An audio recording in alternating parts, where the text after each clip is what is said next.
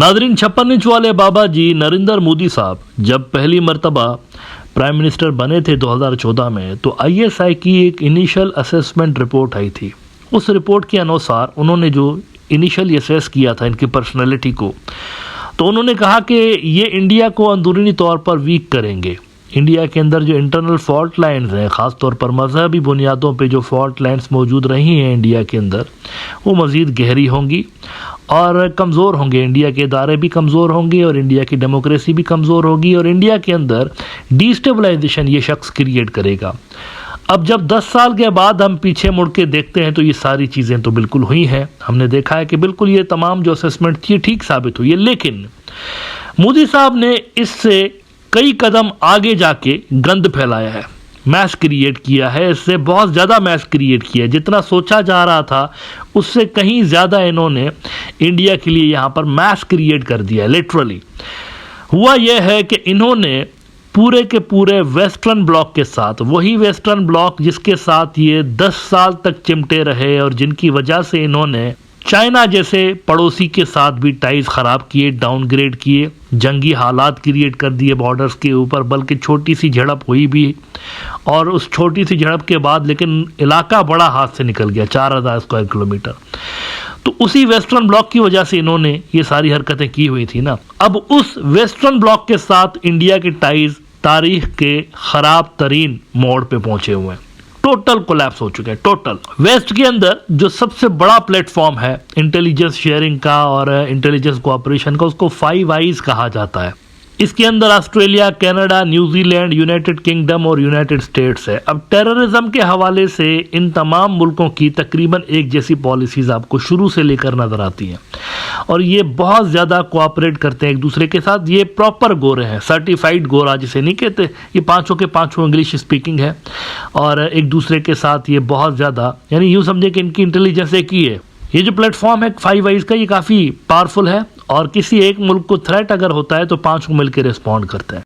इन तमाम मुल्कों को एक तरह से नरेंद्र मोदी ने अपना विरोधी बना दिया है और बहुत बड़ी डेवलपमेंट वहाँ पर ये हुई है कि कनाडा से इंडिया ने अपने 5-6 डिप्लोमेट्स वापस बुलवा लिए और अपना हाई कमिश्नर, यानी यूँ समझे कि जो एम्बेसडर होता है, वो भी वापस बुलवा लिया इंडिया ने। अच्छा, इनके वापस बुलवाने के पीछे जो वजह है वो बड़ी ही शर्मनाक और जिल्लत आमेज वजह है, जिल्लत आमेज वजह है।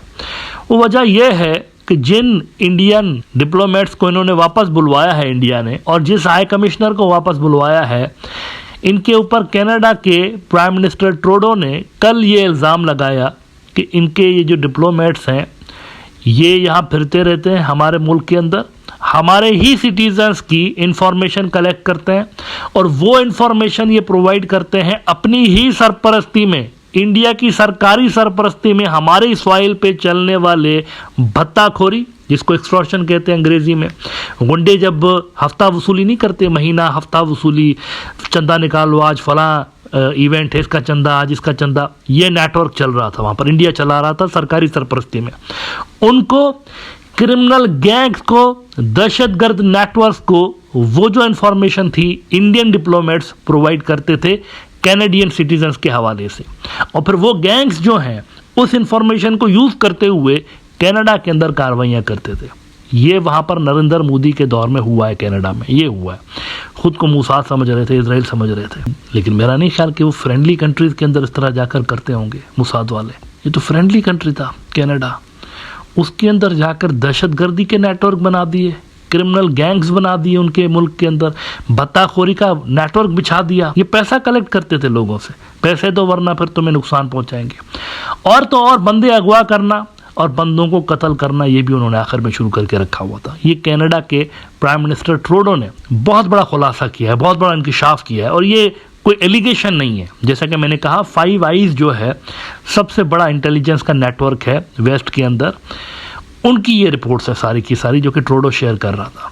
ये ज़रा जस्टिन ट्रूडो के अल्फाज देखिए, मंडे को उन्होंने, यानी कल, ये एक बहुत बड़ा तारीखी इंकिशाफ किया है कि इंडिया क्या कर रहा था वहाँ कनाडा के अंदर।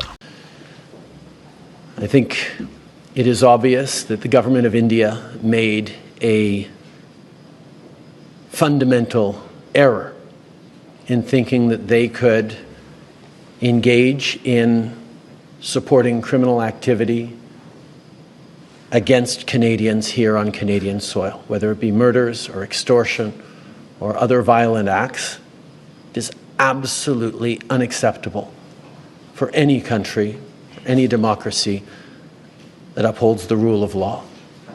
That is why we have taken such significant measures, why the RCMP chose to come out today and disrupt the pattern of Indian diplomats collecting through questionable and illegal means information on Canadian citizens that were then fed to criminal organizations that would then take violent actions from extortion to murder against Canadians.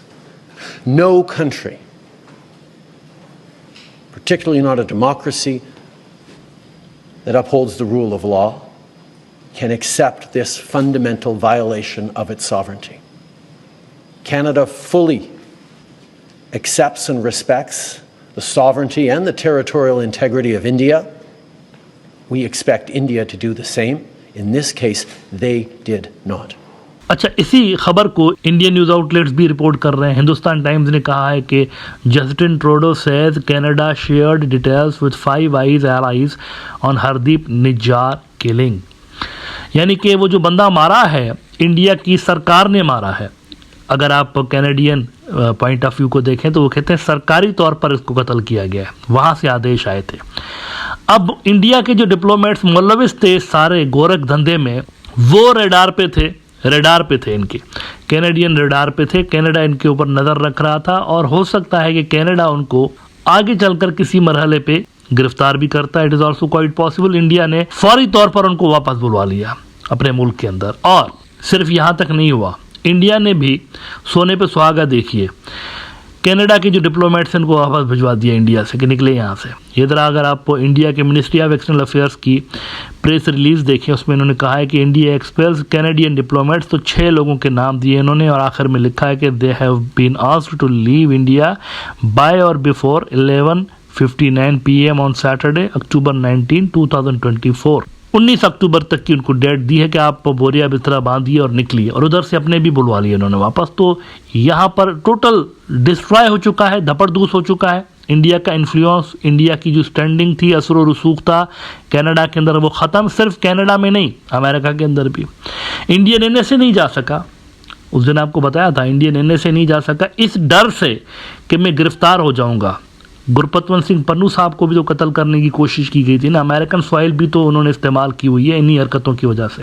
अच्छा, ये भी है, ये जो भत्ताखोरी और कत्लो गारत के network हैं, ये सिर्फ यहाँ पर नहीं है, कनाडा में और भी मुल्कों के अंदर पाए गए हैं गालिबन। तो हरदीप सिंह निज्जार तो मारा गया, लेकिन पन्नू पे होने वाला जो कातलाना हमला है उसमें पन्नू बच गया। अब मिंट ने खबर लगाई कि US court summons national security adviser Ajit Doval, former रॉ chief over alleged plot to kill Khalistani separatist Gurpatwant Pannun. ये वहां पर नहीं जा सका इस डर से कि मुझे गिरफ्तार कर लेंगे, डोवाल नहीं जा सका। तो ये इंडिया के डिप्लोमेटिक रिलेशंस हैं वेस्ट के साथ इन दिनों। सबूत इतने ठोस हैं, सबूत इतने पक्के हैं कि डिनाई नहीं किया जा सकता, क्योंकि जिस बंदे को सुपारी दी थी ना सरकारी सतह पर रॉ वालों ने, वो बंदा असल में खुद अमेरिका की खुफिया एजेंसियों का बंदा था, अंडर कवर ऑफिसर था अमेरिकन इंटेलिजेंस का, जो कि क्रिमिनल गैंग्स के अंदर मौजूद था। इन्होंने उसी को सिलेक्ट किया था कि ये गुरपतवंत सिंह पन्नू को जो है ना तुम कत्ल करो। तो ये उसी के साथ डीलिंग्स में थे। जिन लोगों ने वहाँ पर इनको पेमेंट भी की, उनके वीडियोस भी मौजूद हैं। किसी टैक्सी के अंदर एडवांस पेमेंट की गई थी गुरपतवंत सिंह पन्नू को कत्ल करने के लिए, तो वो सारे प्रूफ भी मौजूद हैं। जो कन्वर्सेशन हुई है इंडियन ऑफिशियल्स की और इस टारगेट किलर्स की, वो भी प्रूफ मौजूद है अमेरिकन के पास। तो सॉलिड केस है, सॉलिड केस है, डिनाई नहीं किया जा सकता। ये जो डिप्लोमेट्स के वापस बुलवा रहे हैं, हम प्रोटेस्ट कर रहे हैं, ये सिर्फ ऐसे ही है। एक वर्ड यूज होता है ना उर्दू में, डिटाई, ये डिटाई है असल में, डिटाई, यानी कि आपको पता हो कि आप गिल्टी हैं, लेकिन फिर भी आप अपना सिर्फ फेस सेव करने के लिए दुनिया को दिखा रहे होंगे। हमें तो बड़ा कंसर्न है क्यों हमें हमारे ऊपर इस तरह से इल्ज़ामात लगा रहे हैं, लेकिन ये इल्ज़ामात नहीं है, ठोस सबूत मौजूद है अमेरिकन के पास, कैनेडियंस के पास। उन्हीं के आधार पे, उन्हीं के बलबूते पे इतने बड़े क्लेम्स ये वेस्टर्न ममालिक कर रहे हैं। पूरा का पूरा नेटवर्क बस्ट हुआ है असल में, और ये नेटवर्क नरेंद्र मोदी के दौर में क्रिएट हुआ, नरेंद्र मोदी के दौर में ऑपरेट हो रहा था। दूसरे मुल्कों के अंदर जाकर दहशतगर्दी मचाई जा रही थी, दूसरे मुल्कों के अंदर जाकर भत्ताखोरी की जा रही थी। पैसे किसको जाते थे, ये भी सोचने की बात है। उधर जो लोगों से, मुख्तलिफ लोगों से, गैर मुल्की, उन्हीं के शहरी, उनसे जो पैसे बटोरे जाते थे वो किसको जाते थे, ये भी वैसे सोचने की बात है। कहाँ जाते थे, बीजेपी वाले लेते थे, कौन लेता था पैसे वो। तो टोटल ग्राउंड पे आ गए हैं वेस्ट के साथ इंडिया के टाइज, और ये जो कनाडा के साथ इंडिया का वाकया हुआ है, तारीखी वाकया हुआ है, तारीखी जलालत हुई है। इस सब का जिम्मेवार कोई नहीं है, एक ही पार्टी जिम्मेवार है, बीजेपी, और उनकी जो हिंदुत्व की सियासत है। Now the Surat hall is that आपकी चाइना के साथ जंगी टाइज हैं, आपके वेस्ट के साथ मामलात यहाँ तक पहुँचे हुए हैं कि वो कह रहे हैं आप दहशतगर्द हैं, आप हमारे मुल्कों के अंदर क्रिमिनल एक्टिविटीज़ करते हैं सरकारी सतह पर। वेस्ट के साथ आपके टाइज ये हैं, तो बचा कौन आखिर में, मतलब किस जगह पे आप कह सकते हैं। अच्छा, मिडिल ईस्ट के अंदर भी आप देखिए, इजराइल को खुश करने के चक्कर में ईरान को नाराज़ कर दिया आपने। अरब भी बहुत सारे आपकी पॉलिसी से खुश नहीं है, इसी वजह से लेकर गजा वाली पॉलिसी से। तो एंड में क्या बचा है, टोटल धपड़धूस। एक इंडिया को दोबारा से रीस्टार्ट करने की ज़रूरत है, और अगर इंडियन डीप स्टेट ने अब भी होश के नाखून ना लिए तो ये जो इतना बड़ा डैमेज इंडिया को किया गया है, इसकी शायद भरपाई मुमकिन ना हो सके।